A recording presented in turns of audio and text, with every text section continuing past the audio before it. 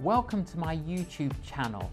My guest on Facing the Canon is Emily Owen, who through suffering has discovered contentment.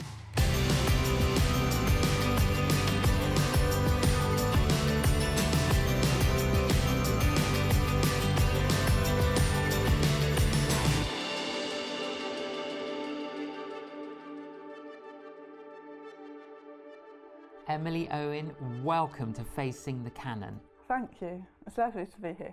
It's lovely. I've known you for a couple of years now, and it's just great to have you tell your story. Now, you are 100% deaf. Yep, that's right. And you are lip reading me. I am, yes. So make sure you speak clearly. Do I speak clearly? You do. You're excellent lip read. Now, I'd like to ask you about lip reading. How easy was that to learn? Not very easy, but I knew I was going to become deaf. So before I did, I thought I would try and learn how to lip read. And I was told tips, like, face the person, don't have the light behind the speaker. And I was also told some people have an affinity to do it, some don't. So I prayed every night that I would be able to lip read when I became deaf. And I still do. I always pray, please help me lip read this person, including you. And often I can lip read, not always, but often. Very good, Emily. Okay, so you were not born deaf. No. But it became very obvious that you had certain health concerns. When did you first discover that you had a neurological problem? Well, it was probably, from the time I was about 13, 14, I began to have headaches and bad balance walking. Didn't know that it was anything other than just me being strange. But then when I was 16, I was sent for a scan, and they found tumours in my body, particularly on my hearing nerves, which they said needed to come out. And when they did, that's when I was deaf. So I found out when I was 16. And it was diagnosed that you've got a condition called... Yeah, can you say it? Neurofibromatosis, what is it? Nearly. Neurofibromatosis Type 2. Type. Well done. Not a bad effort. And what does that condition, explain the condition to us? So basically what it means is that I, or anyone with it, can grow benign tumours on nerves anywhere in the body. I've had so many surgeries over the years with tumours on my spine or in my leg or in my head or on my arm. And it often does cause deafness and facial weakness and various other symptoms, but it affects everyone differently. Now, when they discovered that you had two tumours in your brain, they removed the first tumour. I think you went to a hospital in Nottingham. Yeah, that's right. I went to a hospital in Nottingham because that's the main sort of head centre near where I live. And they removed that one tumour. And unfortunately, things went a bit downhill, and I ended up sort of in intensive care.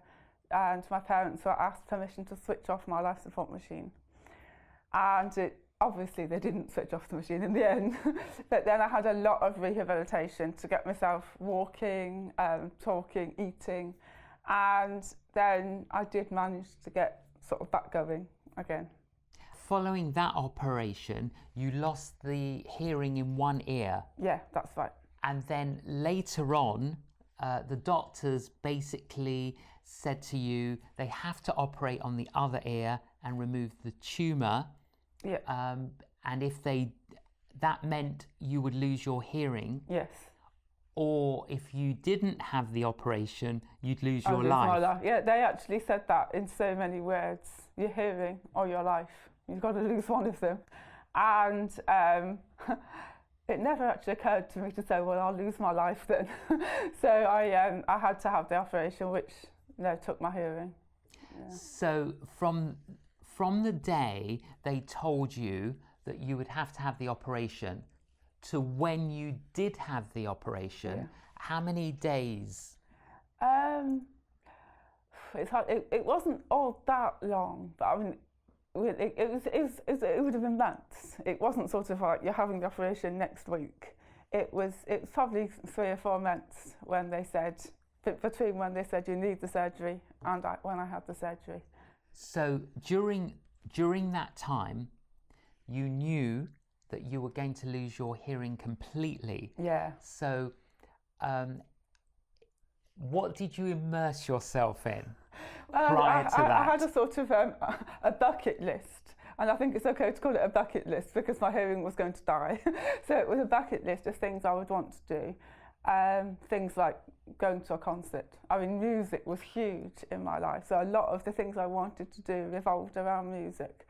That the night before I had to go to hospital for the surgery, I phoned my family to hear their voices, and various things that. But it's actually really hard to think what do I want to hear when I'm never going to hear again? What's the last thing I want to be able to hear? It's difficult, but yes, I heard as much music as I could. You heard the Messiah. Yeah, that's right. I heard Handel's Messiah because that was a big thing for my family. We went every Christmas to a performance of the Messiah, and I thought the last night when I'm in hospital before I lose my hearing, there's no point sleeping. So I would just listen to Handel's Messiah all night, which is what I did. And I can still remember it, still remember the music. Yeah. But you also went to the theatre. Was that the night before your operation? Oh, right, yes, I did. That was another thing on my bucket list, to go to the theatre in Stratford and see Shakespeare. But unfortunately, that didn't really work out. But then a performance of The Secret Garden, the musical, was showing, and I thought, oh, that'd be great to go to. Theatre, music, ticks all the boxes. But then the performance opened the day I was due to lose my hearing. So I thought, well, I can't go. But then the theatre said, they were so kind, they said, well, why don't you come for the final dress rehearsal? And it'll be just like the normal thing, but it'll be just you in the theatre with my family. And the person who composed the music came and sat with me and talked with me, and so it was really good. Beautiful. Yeah. Now, obviously, Emily, you're a person of faith. Yes. You love Jesus. Yes. You know Jesus is with you. Yeah. Did you sense him as you were going into that operation? I'm trying to think back whether I actually sensed him. I knew he was there. Because he's always there, and I knew he'd been there in that night as I waited, as I listened to the music, reminded of his presence there, and some of the words in Handel's Messiah reminded me, I know that my Redeemer lives. So It was a reminder that Jesus was with me. I can't honestly say I was fully aware of sensing his presence as I went into theatre. I think I was just terrified. Of course. But I did know he was there. Yeah. So, after the operation, how did things change for you? Well, after when I woke up deaf, well, for one thing, I experienced a terror I've never experienced before. When I woke up in silence, complete silence, I was terrified, and I was terrified for a long time. Even after I was discharged from hospital, went home, I was just scared of everything because I didn't know anything. We rely a lot on sound for clues as to what's going on about us, but I had nothing of that, and so I was terrified, very scared. God had a plan and a purpose for your life. Yeah. It's interesting, from when I was very small, before I knew about any of this, one of the earliest things I can ever remember knowing from God was that I would speak. And I didn't do anything about it, to be honest. I just had that knowing, and I carried it with me. And it turned out that what I would speak was my story that I didn't at that time know that he was going to develop into quite a story. So and things have moved on, and I do speak and write books and things like that, things I would never have thought of doing before I was ill. Well, you told your story in your book, Still Emily. I did, yes. Absolutely gripping book, which I've read. So after the operation, now you're still Emily. That's the idea behind the title, yes. Yeah. You're different. Yes. But you're still Emily. Yeah, that's something I've really learned. When life throws all sorts of things, unexpected things, difficult things, I've really learned that I have to remember that I am still me and that God is still God.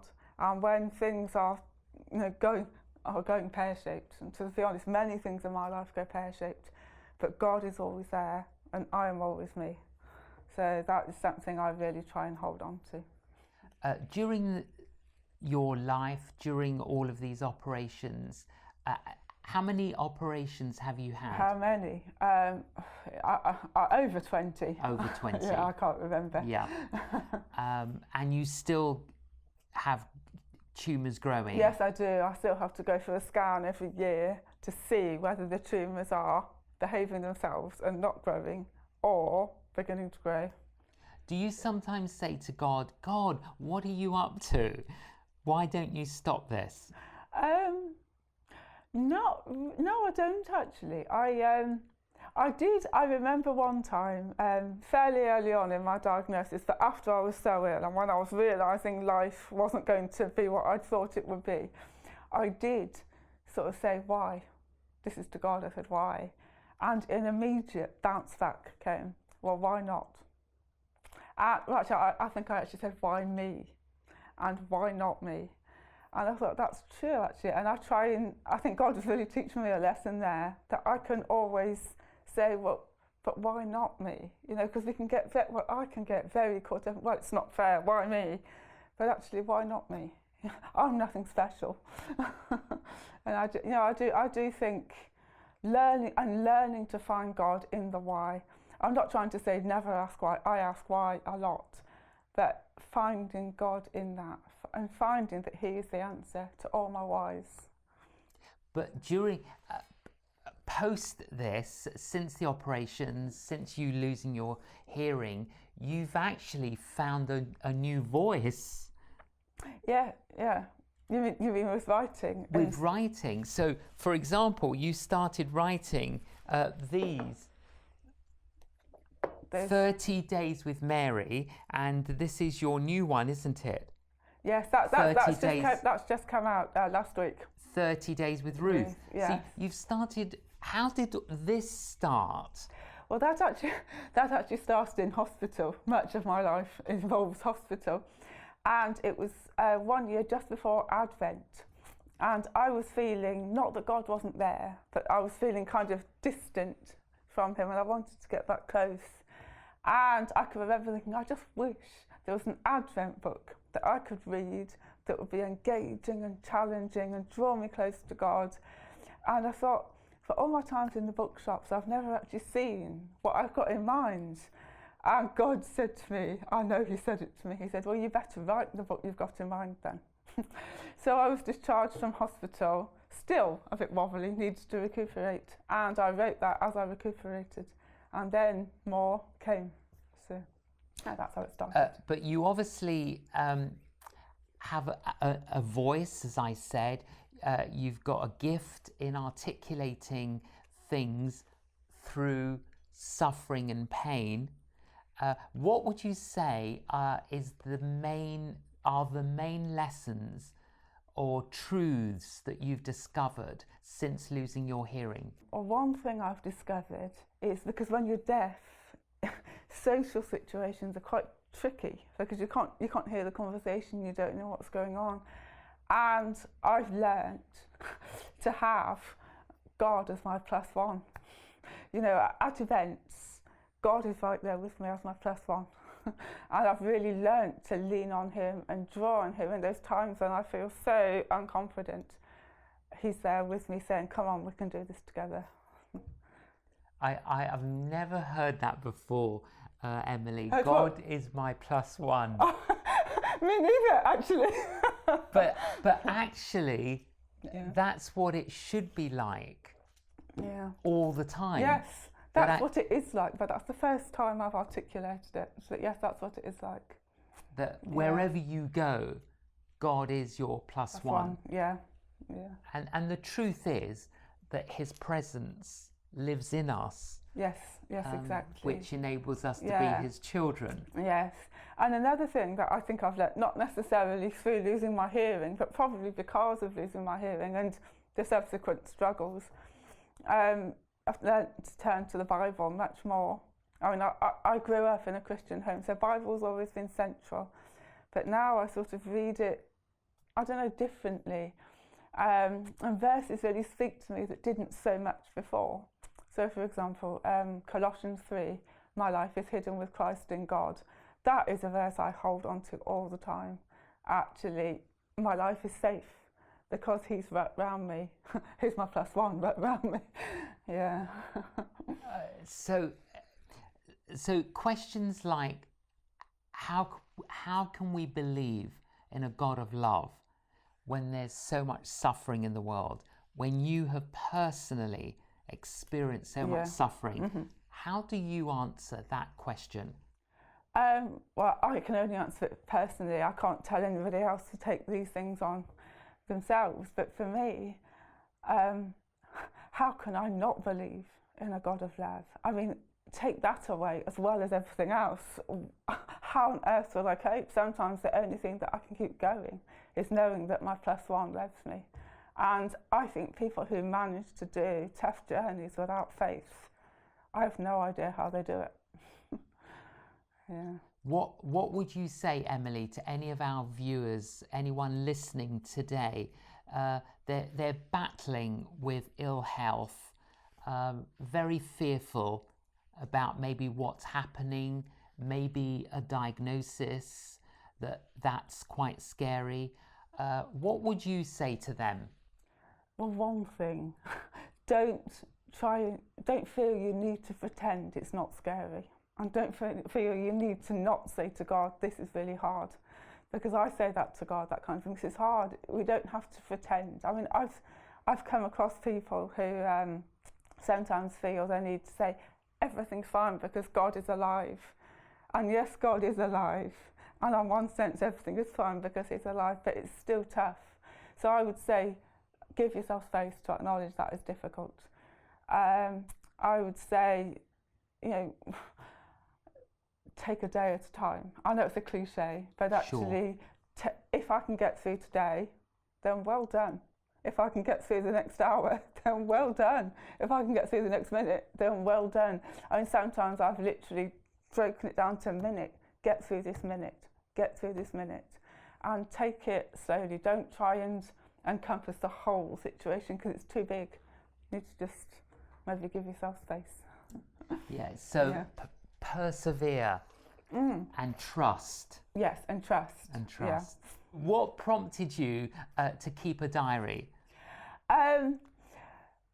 My mother. Yeah, I mean, back when all this started, well, after the shock of the diagnosis and the first surgery and the being ill and the recovering from that, I think my mum thought it would be helpful to write down how I was feeling on, what was happening. And she suggested this to me. And I said, no. And she said, well, I'll keep one too, which she did. And I said, well, okay, I'll do it. And because I committed to do it, I did write it every day. Now, that book is not all of it. I didn't keep it for that length of time. But some of that book is the diary I kept at the time of going through what I went through. Was it quite hard writing the book, or did you also find it therapeutic? It was hard. I don't think I found it very therapeutic. Because basically to write that book, or even to read the diary, that I don't particularly, it's just gathering dust on my shelf, but I had to get it out and read it. It means I'm right back in those situations, and I'm right back smelling the hospital smell and having the mask shoved on my face. So yes, it was quite hard to be right back there. As we've said before, you're a positive person. Instead of slumping, you've pressed on. Well, hopefully, yeah. But that makes it sound very easy. I'm a positive person. I've learned to try and be positive. I try and find what I call them rainbows, the everyday rainbows. I try and find something good in every day. and I find it helps me even within everything being bad, you know, acknowledging that things are bad, but actually not everything's bad. I still have chocolate, you know, or something like that. It might sound silly, and maybe it sounds a bit Pollyanna-ish, but actually it really helps me just to find something good. Are there memories of days that were dark when you saw a little rainbow? Well, one particular one actually that's just come to mind now was a dark day when and this is quite a few years ago, I remember I had eye infections because the condition affects my eyes as well. And I had to have my eyes taped shut, so I couldn't hear anything, couldn't see anything. And, well, I said being deaf was terrifying. Being deaf and blind was even more scary. And I remember I think it was on Christmas, and my family were going out to a concert. Obviously I wasn't. And I just said to them, oh, bye, go. Well, I assume I said it to them, I didn't know they were in the room, I couldn't see them. But I said, oh, off you go, bye. And they went. Then about maybe 5 minutes later, I felt someone sit down next to me. I didn't think it was a burglar. I did realise they hadn't actually left the house. And it was my mum. And she felt onto my hand, because obviously I couldn't hear or lip read. And she felt, I'm staying. And I said, oh, no, why would you stay? You can't do anything. You go and enjoy the concert. Off you go. And she said, no, I'm staying. And I realised that when I'd said she couldn't do anything to help, actually she could, literally by staying. That's all she did. She didn't fix anything, she just stayed. So that was a real rainbow in a dark time.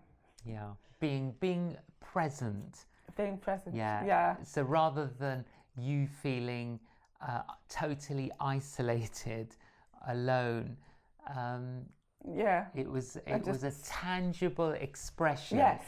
Of love Yes. and support for you. Very often people doing nice things are rainbows in my life. Yeah. The future, Emily, what are your expectations for the future? I've learned not to have expectations, because who knows? I mean, probably the tumours will decide to misbehave and I'll need more surgeries. And so, ironically, because I'm a real planner, I like to know the plan, but life is having to teach me that I can't always know the plan. You know, it will just life will just happen.